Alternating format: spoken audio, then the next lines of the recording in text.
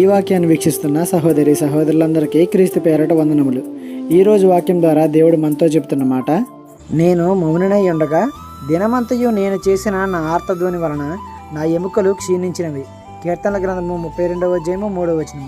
నేను మౌనినై ఉండగా అంటే చేసిన పాపం దేవుని ఎదుట ఒప్పుకోకుండా ఉన్నప్పుడు, దేవునికి నేను ఇది చేశానని క్షమించు అని పశ్చాత్తాపడకుండా ఉన్నప్పుడు దావీదు చాలా నీరసపడిపోయాడు. ఆయన దినమంతయు చేసిన ఆర్తధ్వని వలన ఆయన ఎముకలు క్షీణించిపోయాయంట.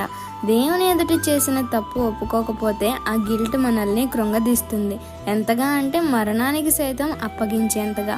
దావీదు తన లైఫ్లో అనుభవించాడు, బాధను అనుభవించాడు, పాపాన్ని ఒప్పుకొని ఆనందాన్ని అనుభవించాడు. ఈనాడు నువ్వు చేసిన తప్పుకు కృంగిపోతున్నావేమో, ఒకసారి దేవుని వైపు చూడు. దేవుని ఎదుట ఒప్పుకొని విడిచిపెట్టు.